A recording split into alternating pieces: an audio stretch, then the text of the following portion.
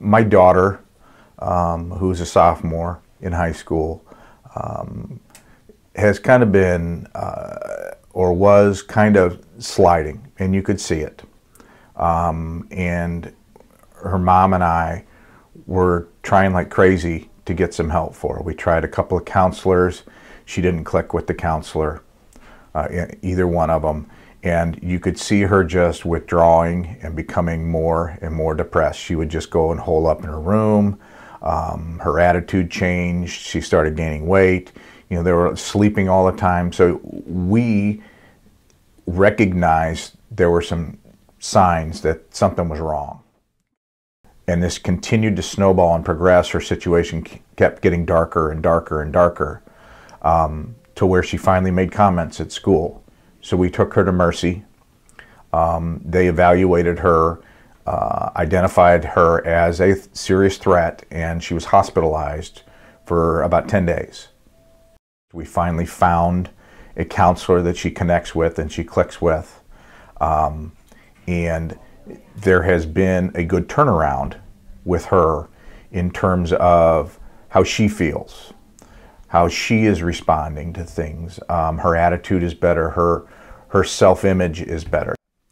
So my daughter went through the program at Mercy, came out. It was a struggle for a while. We got her settled. We found the right people for her to continue to work with. So as we're progressing through, my brother-in-law,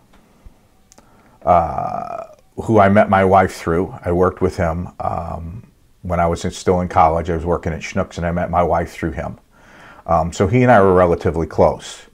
My wife is one of 8 kids. My brother-in-law has struggled and bounced from place to place in terms of jobs and trying to find himself. We have seen some issues with him probably for the last maybe 8-10 years, where he has started to kind of withdraw. And each of the siblings at some point in time has had conversation with him, has tried to say, hey, we need to get some help, we need to do this. When he changed his job, he no longer had insurance, which caused him to not to be able to afford the doctor and afford the medication, so he stopped that. In May, after he has basically cut everybody out except one brother, the last brother really became extremely concerned and said, we really need to get you some help. You have got to get some help. And at that was the last day that he talked to him. He cut him out at that point and started to put his affairs in order that nobody knew about. And 6 weeks later, I'm on my way into work here in the summer on June 24th. My wife calls me as I'm getting ready to pull in the parking lot and says that Timmy shot himself that night before and he killed himself. And we all ask, what could we have done differently? We recognized the signs. We tried. And Tim wasn't open to it for whatever reasons, and I'll never understand what it was. And it's been 4 months.